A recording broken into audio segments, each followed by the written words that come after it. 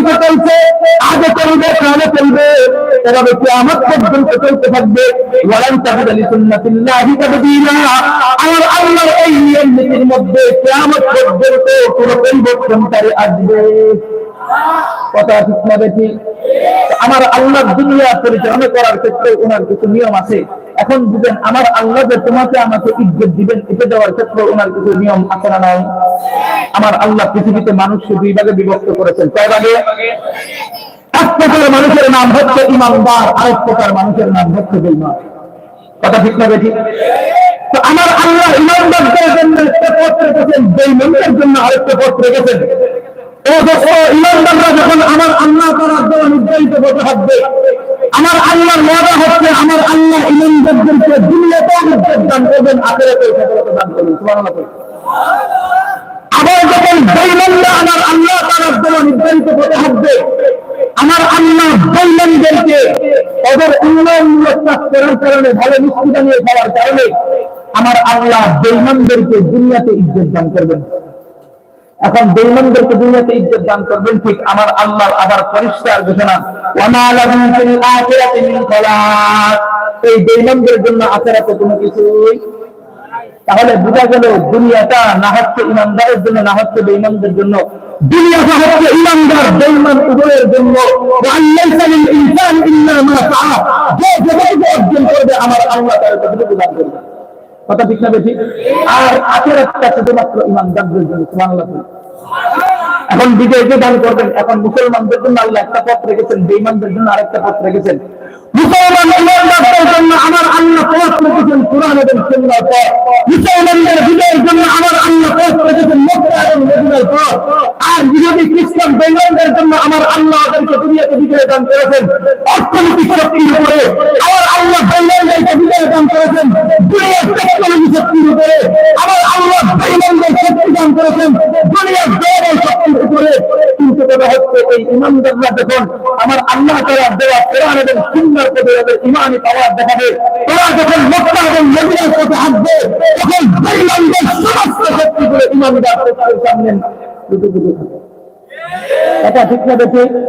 মুহতারাম হাজিরিন, কিন্তু কথা হচ্ছে আমরা ইমানদাররা যদি ইমানদারদের পথে না হাঁটে, বেঈমানদের পথে হাঁটতে থাকি, বলুন তো দেখি কিয়ামত পর্যন্ত আমরা কোনোদিন বিজয় অর্জন করতে পারবো? বলেন যে হুজুর কেন পারবো না? কেন? প্রশ্নের জবাব আমার কাছে নাই, কিন্তু আমার কাছে একটা উদাহরণ আছে। দেবো? মনে করেন আপনাদের এলাকার একজন লোক মাছ চাষ করে, আবার ক্ষেতের মধ্যে ধান চাষ করে। মনে করেন সিলেট থেকে ভালো, ঢাকা থেকে মনে করেন ভালো উন্নতশীল ধানের বীজ সে সংরক্ষণ করছে, আবার তেলাপিয়া মাছের পোনা সংরক্ষণ করছে। এই মাছের পোনা আর ধানের বীজগুলো আনবার পরে বলুন তো দেখি, এই ব্যক্তি ধানগুলো নিয়ে লাগাইলো পুকুরের মধ্যে, আর মাছের পোনাগুলো নিয়ে ছেড়ে দিল জ্বালা ক্ষেতের মধ্যে। আপনাদের কি মনে হয় জ্বালা ক্ষেতের মধ্যে উন্নতশীল তেলাপিয়া মাছ হবে না? এবং ধানগুলো যে পুকুরের মধ্যে ফেলাইলো, পুকুরের মধ্যে মনে হয় বিশাল বড় বড় ধানের আটি বাঁধবে। হবে না কেন? প্রশ্নের জবাব আছে। কেন হবে না সেই প্রশ্নের কোনো জবাব আছে। এটার যেমন জবাব না, আগের প্রশ্নের তেমন কোনো জবাব। কথা ঠিক না ঠিক? তবে একটা কথা পরিষ্কার বুঝেন, বেঈমানদের পথে হাঁটলে আমরা কেন বিজয় অর্জন করবো না এটা বুঝেন। মনে করেন আজকে আপনি মাহফিলে আসছেন, মেরাজুল হক মাযহারি সাহেব তিনি মনে করেন আখেরি বয়ান করবে। বয়ান করবার সময় যখন মুনাজাত হবে, এমন সময় আপনার এক বন্ধুর সাথে দেখা হয়েছে। এখন আপনার বাড়ি হচ্ছে এই মাহফিল থেকে পশ্চিম দিকে 1 কিলোমিটার। যার সাথে আপনার দেখা হয়েছে কারো বাড়ি এই মাহফিল থেকে 1 কিলোমিটার দূরে, কিন্তু কথা হচ্ছে আপনার বাড়ি হচ্ছে পশ্চিম দিকে 1 কিলোমিটার দূরে। যে বন্ধুর সাথে দেখা হয়েছে তার বাড়ি হচ্ছে পূর্ব দিকে 1 কিলোমিটার দূরে। বলুন তো দেখি, মাহফিল শেষ করার পর আপনি আপনার গন্তব্যের দিকে না হেঁটে আপনি আপনার বন্ধুর সাথে পূর্ব দিকে হাঁটতে শুরু করলেন। বলুন তো দেখি, 3 থেকে 4 মিনিট চলবার পরে আপনি তো আপনার বাড়ির দিকে অগ্রসর হচ্ছেন না, বাড়ি থেকে আগে চলে যাচ্ছেন। বাড়ি থেকে আলোচনা করে যাচ্ছেন। 10 থেকে 12 মিনিট চলবার পরে আপনার গরু যখন আপনার গরুদের বাড়ি পর্যন্ত পৌঁছে যাবে, আপনিও কি ঠিক আপনার বাড়িতে পৌঁছে যাবেন? নাকি আপনার বাড়ি ছিল আগে 1 কিলোমিটার দূরে, এখন আপনার বন্ধুর বাড়িতে যাওয়ার কারণে আপনার বাড়ি 6 কিলোমিটার দূরে? কথা ঠিক না দেখি?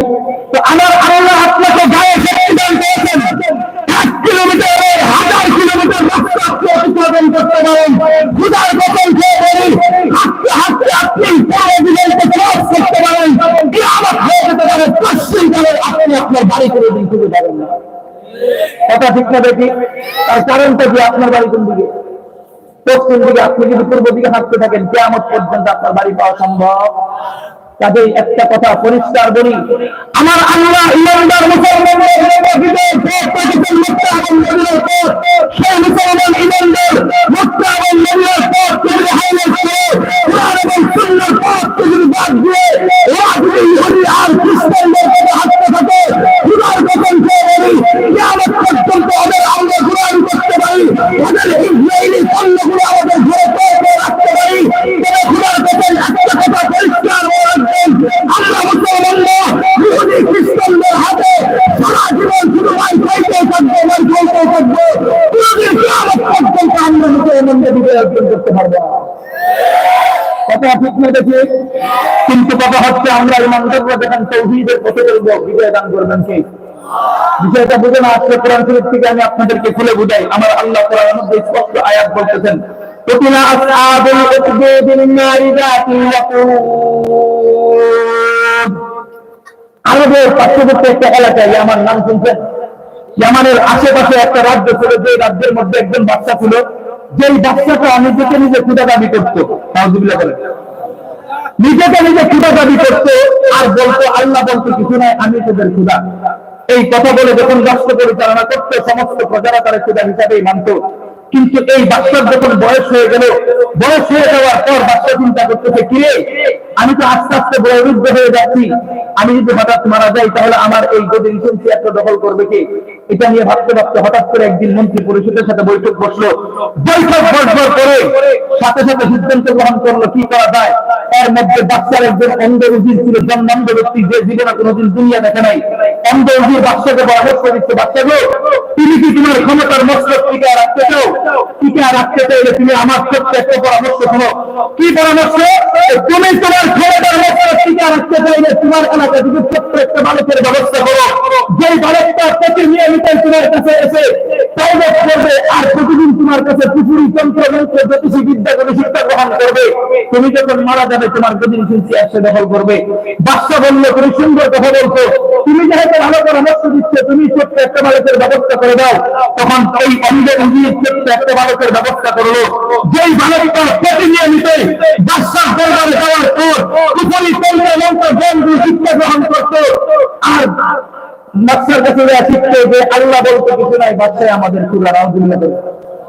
তো এই জ্ঞানগুলো যখন শিক্ষা গ্রহণ করতেছিল, হঠাৎ করে বাচ্চার দরবারে যাওয়ার পথে একদিন দেখলো রাস্তার মাঝখানে একটা গির্জা দেখা যায়। কি দেখা যায়? গির্জা দেখা যায়। ছোট্ট বালক মনে মনে ভাবলো, কি গির্জার ভিতরে আবার কি হয় সেটা একটু জানবার বিষয়। ভিতরে যাওয়ার পর দেখলো একজন ইহুদি পাদ্রী আলেম, সে মানুষদেরকে শিক্ষা দিচ্ছে কালিমাতু লা ইলাহা যখন শিক্ষা দিচ্ছে, পাদ্রী বলতেছে আমাদের একমাত্র রব হচ্ছে আল্লাহ, দুনিয়াতে মানুষ প্রতি মানুষ মানুষের কোনোদিন ক্ষুধা হতে পারে না। ছোট্ট বালক চিন্তা করতেছে, কিরে প্রতিদিন আমি বাদশার কাছে যাই আসি, কি বাদশা আমাদের ক্ষুধা? আর সে বলতেছে আমাদের রব হচ্ছে আল্লাহ। কত তো সত্যি, মানুষ তো মানুষের ক্ষুধা হতে পারে না। এখন আমি এনে কালেমা বিশ্বাস করলাম, আল্লাহ ঠিক আছে, কিন্তু এই পথভ্রষ্ট জাতিকে আমি বুঝাবো কি করে? আমার তো সেই এলেন নাই। এই জন্য ছোট্ট বালক নিয়োগ করলো, আজ থেকে প্রতিদিন আমি বাদশার দরবারে গিয়ে কুফরি জ্ঞান শিখবো আর এই ইহুদি আলেমের কাছে এসে আমি প্রতিদিন তাওহীদের জ্ঞান শিখবো। সুবহানাল্লাহ। এই সিদ্ধান্ত যখন নিল, মানুষ যখন তাওহীদের জ্ঞান পাবে তার ভিতরে তো কুফরের বিরুদ্ধে তৈরি হবে। দিন দিন তাওহীদের জ্ঞান শিখতেছে আর করে চেষ্টা করে, কিন্তু আল্লাহ তো দুইজন হতে পারে না। আল্লাহ যদি দুইজন হয় পৃথিবী পরিচালনা করে কি করে? কাজেই একজন আল্লাহ হবে আর সেই আল্লাহর পরিচয় জাতিকে উপস্থাপনা করতে হবে। এখন চিন্তা করতেছে কিভাবে এটা করা যায়, আমার তো এত এলেন নাই। হঠাৎ করে একদিন বাদশার দরবারে যাওয়ার পথে হঠাৎ করে একদিন বাদশার মাহফিল কমিটির লোকদেরকে বলবো, ভাই এখানে অনেক মানুষ দাঁড়ায় আছে, দেখতে সুন্দর দেখা যায়, ওনাদেরকে বলেন ভিতরে আসছে, আর না হলে একবারে দূরে যায় শুনছে, একদম খারাপ দেখা যায়, এখানে খালি আর বাহিরে দাঁড়ায় রয়েছে। মাহফিল কমিটির লোক একটু সামনে গান মোহতারাম হাজিরিন, যেই কথা বলতে চাই, তো ছোট্ট বালকটা প্রতিনিয়ত বাদশার কাছ থেকে তাওহীদের জ্ঞান শিখে আবার কুফরের কাছ থেকে কুফরি জ্ঞান শিখে। হঠাৎ করে একদিন যাওয়ার পথে রাস্তার মাঝখানে দেখলো বিশাল বড় এক জমজম দেখা যায়। কি জমজম? দেখলো যে রাস্তার মাঝখানে অনেক মানুষের ভিড় দেখা যায়। ছোট্ট মানুষ দৌড়ে চলে গেলে ফেলে যাওয়ার পর সেখানে গিয়ে দেখলো রাস্তার মাঝখানে বিশাল বড় এক হিংস্র প্রাণী বসা, যে প্রাণীটাকে ভয় করে রাস্তার এপারে মানুষগুলো ওপার যেতে পারতেছে না, ওপারে মানুষগুলো এপার আসতে পারতেছে না। এখন যখন দেখলো এই সমস্যা, ছোট্ট বালক এই দৃশ্য দেখার পর সাথে সাথে নিয়ত করেছে যে এবার আসল খোদাকে পরীক্ষা করার সময় এসেছে। সুবহানাল্লাহ। ছোট্ট বালক এই সিদ্ধান্ত নিয়ে সাথে সাথে আমার আল্লাহর কাছে ফরিয়াদ করলো, আমি তো তোমার কালামার স্বীকৃতি দিয়েছি, আমি তোমাকে খোদা মানি, আমি জানি মানুষরূপী মানুষের খোদা হতে পারে না, কিন্তু আল্লাহ তুমি যে খোদা এটা আমি জাতিকে বুঝানো কি বলে আজকে বুঝানোর জন্য তোমার কাছে ইনফর্ম পাচ্ছি। আমি আজকে তোমার জাতি নামের উপর শপথ করে ছোট্ট একটা পাথর নিক্ষেপ করবো, পাথরটা নিক্ষেপ করতে দেরি হবে, হিংসে পানিতে যেন মরতে দেরি না হয়। সুবহানাল্লাহ। আমার আল্লাহ ছোট্ট এই বালকের দোয়াটাকে কবুল করে নিয়েছে। ছোট্ট বালক আমার আল্লাহ তাআলা জাতি নামের উপর শপথ করে যখন পাথরটা নিক্ষেপ করলো, নিক্ষেপ করতে দেরি হয়েছে, সাথে সাথে বিশাল বড় হিংসে পানি মৃত্যুবরণ করতে দেরি হয় নাই। এখন বলুন তো দেখি উপস্থিত সকলে দেখে কি দেখে না? দেখতেছে। দেখবার পরে এরা সবাই ভাবতেছে কি এতটুকু একটা বালক, এতটুকু একটা পাথর দিয়ে এতটুকু একটা প্রাণীকে মেরে ফেললো, নিশ্চিত ওর ভিতরে কিছু আছে। কথা ঠিক না বেশি? তো ওই এলাকাতে কিছু মানুষের শরীরের মধ্যে রোগ ছিল, পুষ্টি রোগ। কি রোগ? পুষ্টি রোগ। পুষ্টি রোগের মানুষগুলো এই ডাক্তারের কাছে চাইতে ছিড়াও করতে ছিড়ে, ভাই তুমি এগুলা করলা কোথেকে, তুমি এত বড় ক্ষমতা পাইলা কোথেকে? ছোট্ট বালক জবাব দিচ্ছে, তোমরা যারা খোদা মানুষ সে তো আসল খোদা নয়, আমার একজন খোদা আছে, যে আমারও খোদা, তোমারও খোদা, তোমাদের এলাকার বাদশারও খোদা। সুবহানাল্লাহ বলেন না? সিলেটের মানুষের আমার কয়ে কয়ে সুবহানাল্লাহ করলো। আরে বেটার একবার সুবহানাল্লাহ বলতে দেরি হবে, আল্লাহর রহমতে ফেরেশতা তোমার জন্য জান্নাতের মধ্যে দাখিল হতে দেরি হবে। সুবহানাল্লাহ আপনি বলো খেয়াল করেন।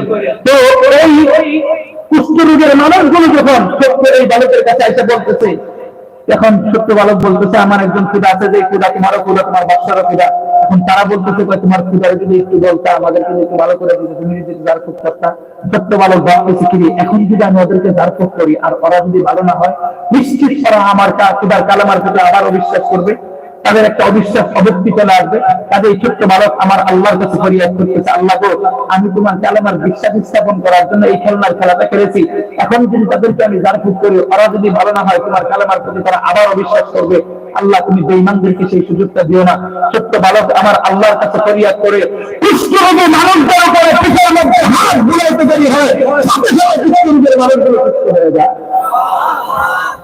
সুস্থ যখন হয়ে যায়, এখন যারা যারা সুস্থ হয়েছে বলুন তো দেখি এরা কি বাচ্চারা কিনা মানে না আল্লাহরে? এই খবর চলে গেছে, বাচ্চার কাছে একজন অন্ধ উজির ছিল না? অন্ধ উজির এখানে যে উজিরটা তারে ওই ছোট্ট বালককে এরা বাচ্চার কাছে দিয়েছিল প্রাইভেট করার জন্য। অন্ধ উজির জানবার পরে সে যখন শুনলো মানুষের শরীরে হাত দিলে রূপ ভালো হয়ে যায়, সে মনে মনে ভাবতেছে আমি তো জীবনে কোনোদিন দুনিয়া দেখি নাই, ওর কাছে গেলে যদি উজির আমার চোখের মধ্যে হাত বলে দুনিয়া যদি দেখতে পারতাম। আরো আসতে বলেন। অন্ধ উজির এই সিদ্ধান্ত নিয়ে আসতে শুরু করে ছোট্ট বালকের কাছে আস্তে আস্তে দূর থেকে ছোট্ট বালককে চিনে ফেলছে। চিনে ফেলবার একটা কারণ আছে, আমি বলি আপনাদেরকে। আপনাদের এলাকাতে দেখবেন যারা বুবা থাকে, বধির থাকে, অন্ধ থাকে, এদের মাথার ব্রেন গুলো দেখবেন অনেক ভালো থাকে। কথা ঠিক না বেঠিক? আরে বাবা ভালো থাকবে না কেন?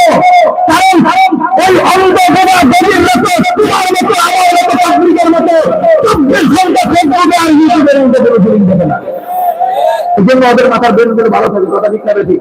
দূর থেকে দেখে চিনে বলছে কিরে তুই সেই বলে যে বালককে আমি রক্তের দরবারে পাঠিয়েছিলাম পৃথিবীকে শিক্ষা করার জন্য, যখন আমি তো সেই বলছি, তাহলে তুমি এগুলো শিক্ষা করতে গিয়ে আমার একজন খোদা আছে, তুমি যে খোদার কাছে বানাইছো সেটা আসল খোদা না, সে হচ্ছে বন্ধ খোদা। আর তুমি আমার যে খোদা আছে সেই খোদা আমারও খোদা, তোমারও খোদা, তোমার খোদারও খোদা। এখন পুঁজির যেহেতু গায়ে একটু লাগতেই পারে, সারা জীবন নুন খাইছে, তো সে চিন্তা করতেছে গায়ে লাগুক আর না লাগুক সেটা আমার দেখার বিষয় না, আগে ওইটা আমার স্বার্থ হাসিল করা। কথা ঠিক না বেটি? সমাজের মধ্যে অনেক দায়িত্বশীল আছে না, চিন্তা করে জনগণ কি বলছে না বলছে এটা আমার দেখার দরকার না, আগে আমার দায়ী সারি। এই জন্য তো রাস্তার কোটি কোটি টাকা একবার হওয়ার পর অর্ধেক হারায় যায়। কথা ঠিক না বেটি? তো চিন্তা করলো যা হবার হয়েছে আগে আমার স্বার্থ হাসিল করবে। স্বার্থ কি বলতেছে, তুমি যদি তোমার খুদারে বলতে আমার দুটো চলতে দিতে ভালো করে যান, জীবনে বাদশাহী ক্ষমতাও দেখি নাই, এই এলাকাটাও দেখি নাই কেমন। ছোট্ট বালক আমার আল্লাহর কাছে ফরিয়াদ করে ওই অন্ধ উজিরের জন্য দোয়া করে চোখের উপর আঙুল বলতে দেরি হয়েছে, সাথে সাথে জন্মন্ধ ব্যক্তিগুলো দেখতে শুরু করে দিয়েছে। এখন বলুন তো দেখি জন্মন্ধ ব্যক্তিকে এখন বাদশার খোদা মানে না আল্লাহর? সবাই যখন আল্লাহর খুদা মানে, সাথে সাথে বাদশার কান পর্যন্ত চলে গেছে। বাদশার কান পর্যন্ত যাওয়ার পর বাদশার তো মাথা গরম করে, ওরা আমি রাখছি আমার ক্ষমতা চেয়ার দখল করার জন্য, ও যেভাবে আগাচ্ছে ওটা আগামী দিনে আমার ও চেয়ার গিলে খেয়ে ফেলবে। সেজন্য সিদ্ধান্ত গ্রহণ করলো যেভাবেই হোক করে হত্যা করতে হবে। নাউজুবিল্লাহ। হত্যা করার জন্য সিদ্ধান্ত পরিকল্পনা হয়ে গেছে। কি করতে হবে? হত্যা বালকটাকে ধরে নিয়েছে, ধরে নিয়ে আসবার পর পাহাড়ের উপত্যকায় নিয়ে যাবে, উপত্যকায় নিয়ে গিয়ে উপর থেকে তারা ছেড়ে দিবে, নিচে চক্করে মারা যাবে। বাচ্চার যেই কথা সেই সিদ্ধান্ত, সাথে সাথে কিছু জানের জন্য বাহিনী দিয়ে ছোট্ট এই বালকটাকে ধরে নিয়ে যাওয়ার পাহাড়ের উপত্যকার মধ্যে। আমি আপনাদের জিজ্ঞাসা করি, ছোট্ট এই বালককে সেই পাহাড়ের উপর ধরে নিয়ে যাওয়া হচ্ছে, সেই পাহাড় পৃথিবীতে কত ছিল তার? আরে আজকে পাহাড়ের উপরে যখন নিয়ে যায়, আমার আল্লাহ পাহাড়কে হুকুম করে, হে পাহাড় আমার একে আমার এক ছোট্ট করে বান্দা তোর উপরে আসতেছে, হুকুম কর তোর কাছে যেন ওই নিরাপদে বাঁচতে যেন না ফিরে, সমস্ত নিরাপত্তার দায়িত্ব কর। আমি আল্লাহ তার হুকুম করলাম। এই পাহাড় কথা শুনবার পর ছোট্ট এই বালককে যখন উপরে উঠাইল, ছোট্ট এই বালক ওই পাহাড় ছোট্ট এই বালকটাকে চুম্বকের মতো আকর্ষণ করে ধরে রেখে এমন এক ঝাঁকুড়ে দিল, এক ঝাঁকুড়ের মধ্যে জালেম শাসকের সমস্ত সৈন্যবাহিনীগুলো পাহাড় থেকে তপ্তে তপ্তে মাটির নিচ দিয়ে গিয়ে ক্ষুধার দরবার জাহান্নাম পর্যন্ত পৌঁছে গেল। আমার আল্লাহ ছোট্ট এই বালকটাকে নিরাপদে আমার বাদশার দরবারে ফিরে গেছে। বাদশার দরবারে ফিরে যাওয়ার পর বাদশা জিজ্ঞেস করে, কি তোরা লোক পাঠাইছিলাম 11 জন, করেছ বাকি 10 জন কোথায়? সে বলতেছে বাকি 10 জন তো আমার আল্লাহ আগে উপরে পাঠাই দিচ্ছে। বাদশা চিন্তা করলো, কি এত সহজে হয়ে গেল, এটা নিশ্চিত আমার ধরার জন্য প্রস্তুতি গ্রহণ করতেছে, তাড়াতাড়ি করে আরেকটা দল দিয়ে পাঠানো সাগরের মাঝখানে। কি করবা? সাগরের মাঝখানে নিয়ে যাবো, এখান থেকে ছেড়ে দিলে সাগরের পানির নিচে পড়ে মারা যাবে। এই সিদ্ধান্ত নিয়ে যেই কথা সেই কাজ, সাথে সাথে কিছু সৈন্য বাহিনীর মাধ্যমে ছোট্ট এই বালকটাকে সাগরের মাঝখানে নিয়ে যাওয়া হলো।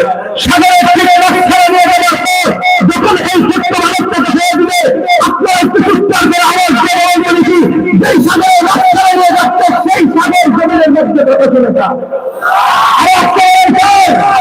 যেই নৌকার মধ্যে ছোট্ট বালকটা উঠে হয়েছে সেই নৌকা উঠে করে দাও। আমার আল্লাহ নৌকা আর সাগরকে হুকুম দিয়েছে, খবরদার আমার এই বান্দার যেন কোনো ধরনের ক্ষয়ক্ষতি না হয়। সাগরের মাঝখানে ঠিক যখন নিয়ে গেল, সাগর এই ছোট্ট নৌকাটা ছোট্ট এই বালকটাকে চুম্বকের মতো আকর্ষণ করে ধরে রাখলো। আর সাগর এমন ভাবে প্রকল্প তৈরি করলো,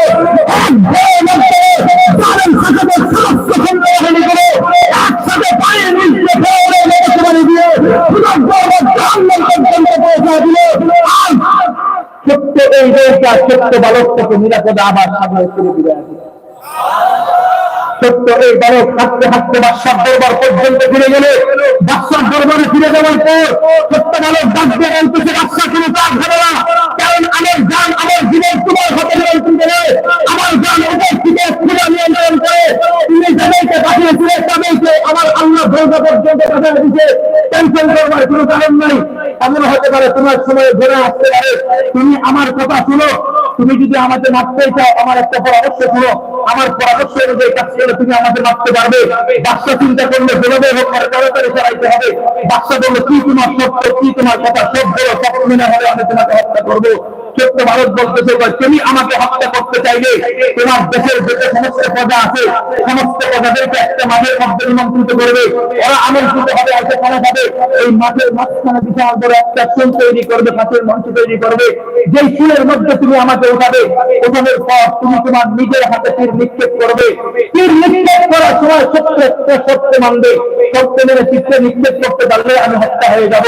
তখন বাদশা বলতেছে, কি সত্য? সত্যটা শুনবার আগে বুঝেন, যেই সমস্ত প্রজাদেরকে দাওয়াত দিতে বলা হচ্ছে এই সমস্ত প্রজারা কি আল্লাহর কিরা মানে না বাদশারে? বাদশারে ভাই সামনে মন করে কি আল্লাহর না বাদশারে?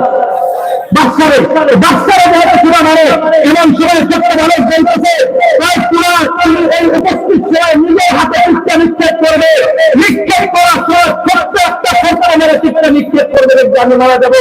বাদশা বলতেছে, তাড়াতাড়ি বলো কি সত্য? ছোট্ট বালক বলতেছে, সত্যটা হচ্ছে চিত্রা তুমি নিজের হাতে নিক্ষেপ করার সময় শুধু এতটুকু একটা কথা বলবে, আমি এই ছোট্ট বালকটাকে হত্যা করতেছি সেই রবের নামে, যেই রব আমি বাদশার সৃষ্টিকর্তা এবং এই ছোট্ট বালকের সৃষ্টিকর্তা। আল্লাহু আকবার। ইসরায়েলকে বলছে আমি এই ছোট্ট বালককে হত্যা করতেছি সেই রবের নামে, যেই রব আমি বাদশার সৃষ্টিকর্তা এবং এই ছোট্ট বালকের সৃষ্টিকর্তা। এই কথাটা বলে তিন নিক্ষিপ করতে দেরি হবে, আমি মরতে দেরি হব না। বাদশা বলল ঠিক আছে। সাথে সাথে অনুষ্ঠান আয়োজন করা হলো, সমস্ত প্রজারা একত্রিত হলো। এখন ছোট্ট বালককে হত্যা করার জন্য চুলের মধ্যে যখন চড়াইলো, উপস্থিত সকলে দেখতে বাদশা যখন এই ছোট্ট বালককে হত্যা করতে যাবে, তিন নিক্ষেপ করার সময় বলতেছে আমি এই নিষ্পাপ ছোট্ট বাচ্চাটাকে হত্যা করতেছি সেই রবের নামে, সেই রব আমি বাদশার সৃষ্টিকর্তা এবং এই ছোট্ট বালকের সৃষ্টিকর্তাদের আওয়াজ করে বলে আল্লাহু আকবার। এই কথা বলে যখন তীর নিক্ষেপ করলো, তীর নিক্ষেপ করতে দেরি হয়েছে, সাথে সাথে ছোট্ট এই বালকটা শাহাদাত বরণ করে খোদার দরবার জান্নাত পর্যন্ত চলে গেছে। এখন বলে তো দেখি উপস্থিত সকলে এই দৃশ্য দেখে কি দেখে না? দেখবার পরে ওরা তো আল্লাহ বিশ্বাসী না, ওরা হচ্ছে বাদশাহে বিশ্বাসী। সকলেই একটা কথা বলতেছে কি বাদশা না আমাদের খোদা, সুবহানাল্লাহ, বাদশা আমাদের খোদা। যদি আমাদের খোদা হয়ে থাকে আমাদের এলাকার প্রত্যেকটা বালককে যদি হত্যা করতে হবে, মহান খোদার নাম নিতে হয়, নিশ্চিত বোঝা যায় আমাদের খোদা অন্য খোদা নয়, অন্য খোদা।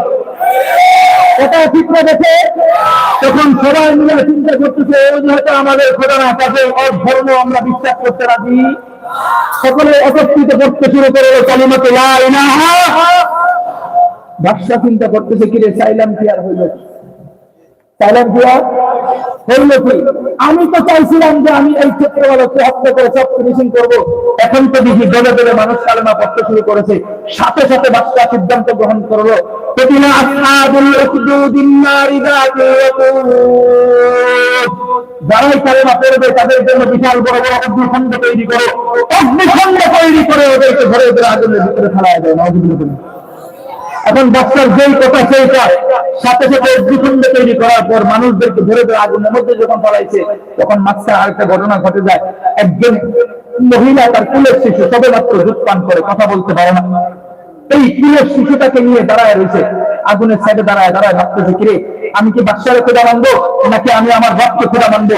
যদি আমি আমার রক্ত খোদা মানি তাহলে এই বাচ্চাটাকে নিয়ে আগুনের মধ্যে ডাব দিতে হবে, আর যদি আমি বাদশার খোদা মানি তাহলে আমি আমার সন্তান রক্ষা করতে পারবো। এই নিয়ে যখন টেনশন করে গিয়েছিল, আমার আল্লাহ উপর থেকে মহিলার কুলের শিশুর জবানকে তুলে দিয়েছে। সত্য শিশু ডাক দিয়ে বলে মা গো, তুমি যে আগুনের পাশে দাঁড়ায় রয়েছে এটা দেখতে আগুন, আসলে আগুন নয়।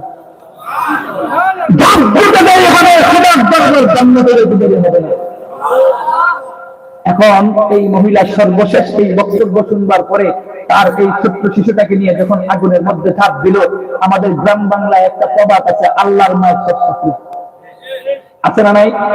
আল্লাহর মায়ের শেষ ছাত্রী মহিলা যখন তার ছোট্ট বাচ্চাটাকে নিয়ে যখন ঝাঁপ দিল, ঝাঁপ দিতে দেরি হয়েছে, আমার আল্লাহ উপর থেকে আগুনকে হুকুম করেছে, ও আগুন এতক্ষণ তুই তোর নিজের সীমার ভিতরে ছিলি, এখন তার আর সীমার ভিতরে থাকার কোনো অধিকার নাই।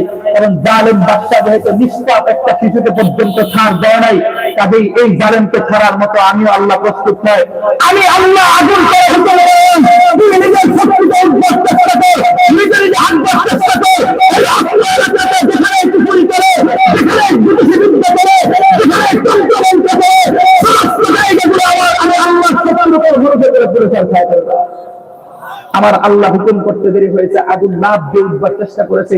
যত জায়গায় পুকুরি আতন্ত্র মন্ত্র ক্ষুধার্ত হতে চলত, সমস্ত জায়গাগুলিকে এই আগুন পুরে সরকার করে দিয়েছে, তাওহীদের পতাকা উত্তোলন করে দিয়েছে। সুবহানাল্লাহ। এখন কথা বুঝেন, আমার আল্লাহর নাম সত্যি, তাদের একটা কথা পরিষ্কার করে দেখেই হে ইসরায়েলি বাহিনীগুলো, তোমরা আমাদের ফিলিস্তিনি নিষ্পাপ সন্তানগুলোকে তোমরা হত্যা করতে থাকে, কোনো সমস্যা নেই, কিন্তু আমার আল্লাহ যখন লাগান্বিত হয় মুসলমানদের পক্ষে শক্তি দান করবে, আমার আল্লাহ যখন কুদরতি শক্তি দান করবে, তোমাদের ওই নিষ্পাপ শিশু হত্যা করা আর মুসলমানদেরকে হাসপাতালের ভিতরে অবরুদ্ধ করে তাদেরকে হত্যা করা, আমার আল্লাহ কুদরতি শক্তি দেখেন। আমি এবার আর আমার বাইরে রূপ ধারণ করে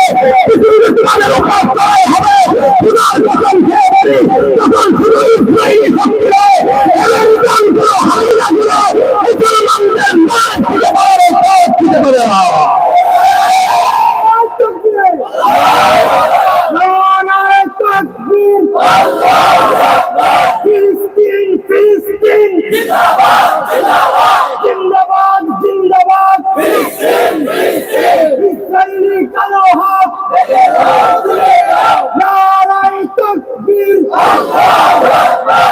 মুহতারাম হাজরিন ভারতের কথা বলবেন আমার ফিলিস্তিনি না বলবে ওদের বড় ধরনের আইনগত অপরাধ আছে আর আজকে ওদের কোনো বড় ধরনের অপরাধ নাই এক নম্বর অপরাধ হচ্ছে ওরা করে ওদের বাচ্চাদের দুটো বাইতুল করতে চায় না এটা ঠিক না দেখি যেটা বাইতুল করে থাকতে চায় না জানতে চায় তোমাদের এলাকার হিন্দু ভাইদেরকে যে জিজ্ঞাসা তোমরা তোমাদের বাচ্চাদের দুটো করে দেখি না ওরা পরিষ্কার জবাব দিলে অন্য ধর্ম থাকতে রাজি বাধ্যতার বিরোধ থাকতে রাজি নয় আর মুসলমান তো মরে যাবে ইমান থাকতে রাজি নয় কথা ঠিক না দেখি তাহলে একটা পরিষ্কার মনে রেখো আমাদের ফিলিস্তিনি না বললে ধর্ম থাকতে রাজি বাধ্যতার বিরোধ থাকতে রাজি একটা ফিলিস্তিনি না বললে বাইতুল আকসার আশেপাশে জীবিত থাকবে যতক্ষণ তার দেহের ভিতরে প্রাণ থাকবে ততক্ষণ পর্যন্ত তারা বাইতুল আকসাকে বাতিল করতে কেমন হলে রক্ষা করবে কতটা ঠিক রয়েছে এদের আরেকটা বড় ধরনের অপরাধ হচ্ছে ওরা কেউ কালেমা ছেড়ে ইসরায়েলি ধর্ম গ্রহণ করে না ইসরায়েলি ধর্ম গ্রহণ করলে তো ওদেরকে আর কেউ মানে না কথা ঠিক না দেখি কিন্তু ভাই এই কালেমার জন্য শুধু ফিলিস্তিনি না বলল যুগে যুগে যত নবী এসেছেন যত রাসূল এসেছেন যত কালেমাওয়ালারা এসেছেন প্রত্যেকটা মানুষকে আমার আল্লাহ সাময়িক পরীক্ষা করতেন কি করেন নাই একটু আপনাদেরকে বুঝায় বলি আমার আল্লাহ যখন গোটা দুনিয়া সৃষ্টি করেন সৃষ্টি করবার পর বাবা আদম আলাইহিস সালাতু ওয়াস সালাম থেকে শুরু করে হযরত ঈসা আলাইহিস সালাতু ওয়াস সালাম পর্যন্ত আমার আল্লাহ পৃথিবীতে নবী এবং রাসূল পাঠাইছেন কি পাঠান নাই কতজন নবী রাসূল পাঠাইছেন কতজন সেটা সংখ্যা উল্লেখ করার ক্ষেত্রে সৃষ্টি করবার আমরা আল্লাহ বলতে আমার আল্লাহ পৃথিবীতে অসংখ্য গণিত রাসূলদেরকে দুনিয়ার মধ্যে পাঠিয়েছেন কথা ঠিক করে দেখি এনাদের দাওয়াতি বাণী কি ছিল জানেন প্রত্যেকটা নবী এবং রাসূলদের দাওয়াতি বাণীর নাম ছিল কালিমাতু লা ইলাহা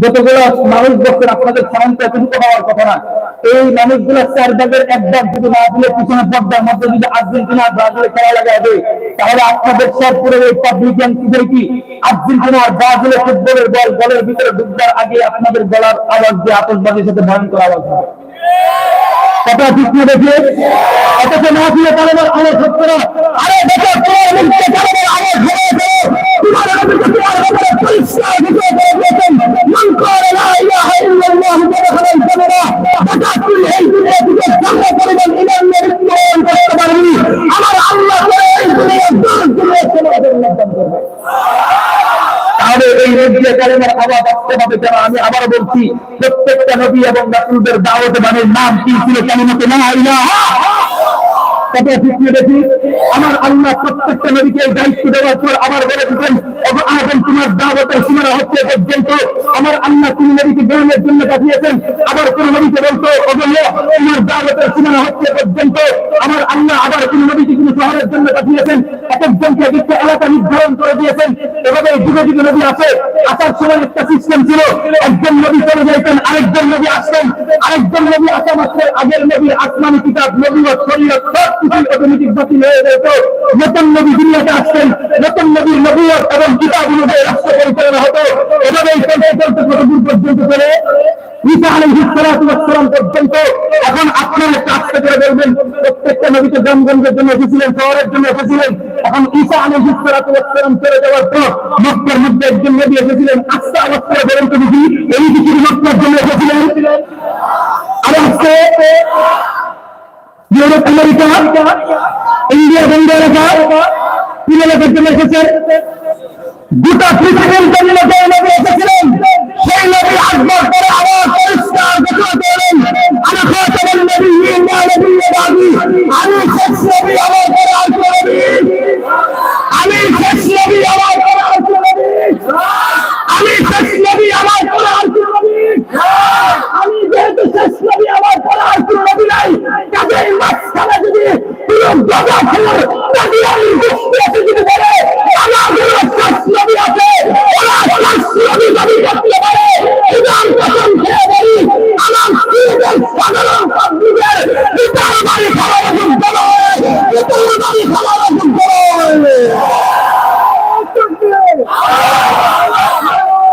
তাকবীর কাদিয়ানীদের আস্তানা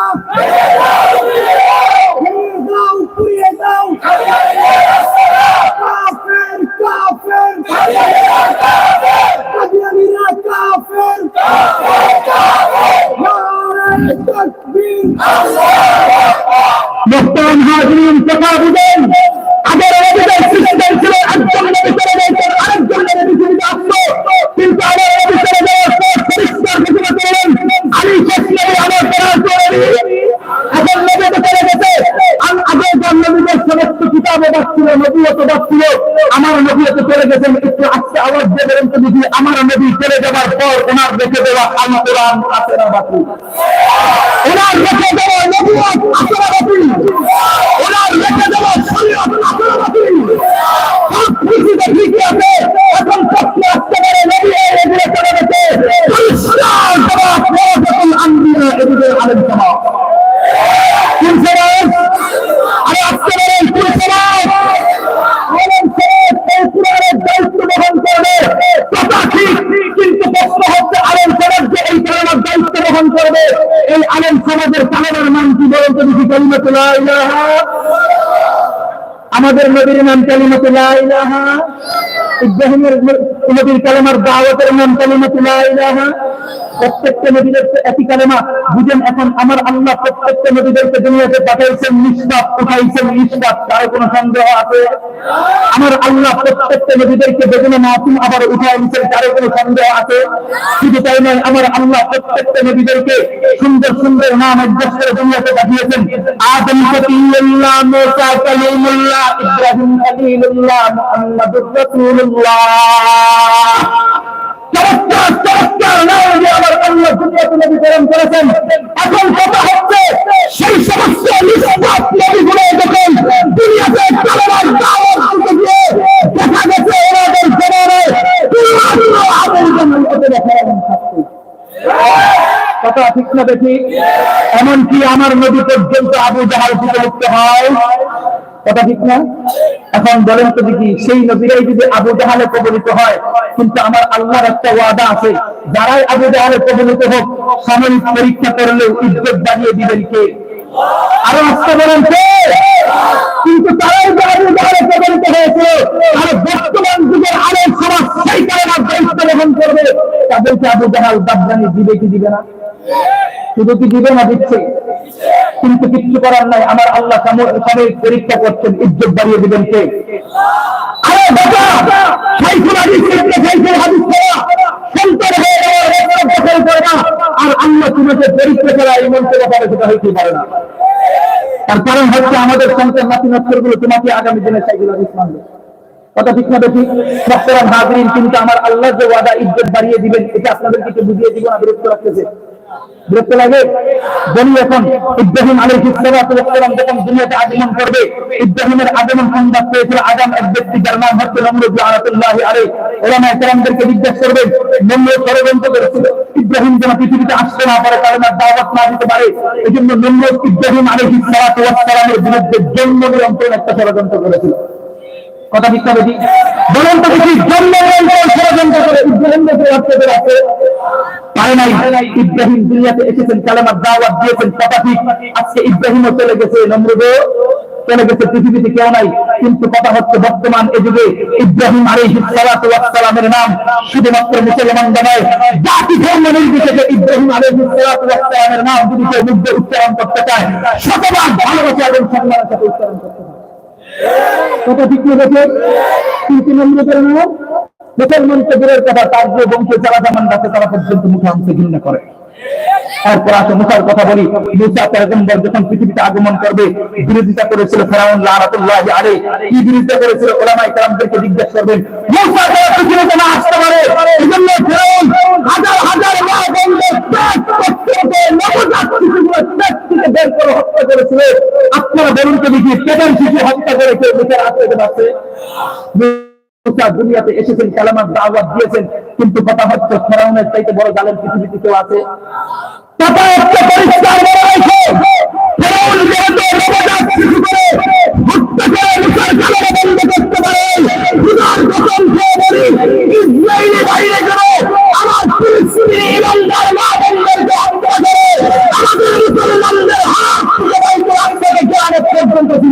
হবে না? কতটা ঠিক করে দেখি। কিন্তু কথা হচ্ছে আজকে মুসাও চলে গেছে, ফেরাউনও চলে গেছে, মুসাও চলে গেছে, ফেরাউনও চলে গেছে। বর্তমান এদিকে মুসা আলাইহিস সালাতু ওয়াস সালামের নাম শুধুমাত্র মুসলমানরা নয়, জাতি ধর্ম নির্বিশেষে মুসলমানদেরকে একবার উচ্চারণ করতে চায়। একবার উচ্চারণ করবার আগে 10 বার উচ্চারণ করে তারপর মুসলমান শ্রদ্ধা এবং ভালোবাসার সাথে উচ্চারণ করতে হয়। কিন্তু ফেরাউনের নাম ফেরাউনের নাম তার বংশীয় চেলাচালানরা যারা আছে তারা পর্যন্ত মুখে আনতে ঘৃণা করে। কথা ঠিক না দেখি। তারপর আসো আমার নবীর কথা বলি। আমার নবী যখন দুনিয়াতে আগমন করেছিল, বিরোধিতা করেছিল কে? আবু জাহল। শুধু বিরোধিতার কারণে আমার নবী এই সময়ের দায়িত্ব বহন করবার কারণে বিপর্যন্ত মুবারক পর্যন্ত শাহাদাত বরণ করেছেন। আমার নবী এই সময়ের দায়িত্ব বহন করবার কারণে কোমরের ভিতরে লোহার হেলমেট ভেঙে লোহা পর্যন্ত ঢুকিয়ে ফেলেছেন। আমার নবী এই সময়ের দায়িত্ব বহন করবার কারণে আবু জাহল আল্লাহর নবীর গর্দনের উপর ভিতরে গুলি পর্যন্ত রেখে দিয়েছে। কথা ঠিক না দেখি। মুহতারাম হাজিরিন, কিন্তু কথা হচ্ছে আমার নবীও চলে গেছে, আবু জাহলও চলে গেছে। বর্তমান এই যুগে আমার নবীর নাম শুধুমাত্র মুসলমান নয়, এই নিয়ে যারা ধর্ম অবলম্বী আছে, যারা ধর্ম অবলম্বী আছে, হিন্দু বলো খ্রিস্টান বলো, যাদের ধর্ম পরিচয় না তাদের ব্যাপারে আমি কথা বলতে চাই না। প্রত্যেকটা ধর্ম অবলম্বীদেরকে যে জিজ্ঞাসা করো, তারা আমার নবীকে ধর্মগুরু হিসাবে মানে। কথা ঠিক করে ঠিক। আরে আমার নবীকে গালি দেওয়ার দুঃসাহস পুরো হিন্দু ভাইয়েরা করে, আমার নবীকে গালি দেওয়ার দুঃসাহস করে যাদের পিতৃ পরিচয় বাজার আছে। আমার নবীকে গালি দেওয়ার দুঃসাহস করে যাদের জন্ম পরিচয় বাজার আছে। জন্ম পরিচয় এবং পিতৃ পরিচয়হীন সন্তান ব্যতীত আমার নবীকে গালি দেওয়ার দুঃসাহস কেউ করতে পারে মানে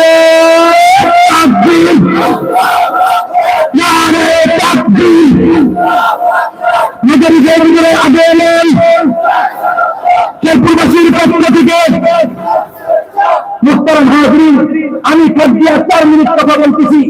আমার নবীর নাম শুধুমাত্র হিন্দু খ্রিস্টান নয়, আরে বেটা যারা হিন্দু আছে যুবরানী আছে তাদেরকে যে জিজ্ঞাসা আমার নবীর নাম উচ্চারণ করার আগে 1 সপ্তাহ আগে পরিচয় দেওয়া ছিল, 5 সপ্তাহ আমার নবীর নাম শ্রদ্ধা এবং ভালোবাসার সাথে উচ্চারণ করে। কথা ঠিক না দেখি। আজকের আলোচনা এখানে শেষ। যেহেতু মুরব্বী আসছে, আলোচনা সামনের দিকে যাব না, আগামীতে কখনো দেখা হবে ইনশাআল্লাহ কথা হবে। আসসালামু আলাইকুম ওয়া রাহমাতুল্লাহি ওয়া বারাকাতুহু।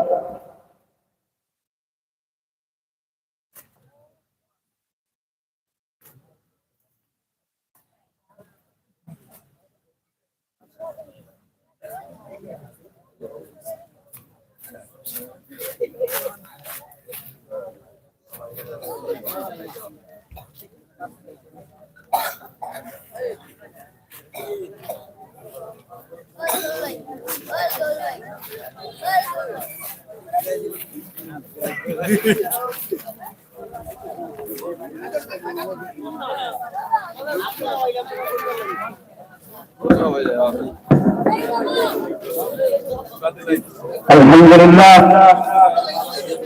আলহামদুলিল্লাহ। আমরা আল্লাহ হযরত মাওলানা তাজউদ্দিন মালিকি সাহেবের কাছ থেকে অত্যন্ত গুরুত্বপূর্ণ আলোচনা শুনছিলাম।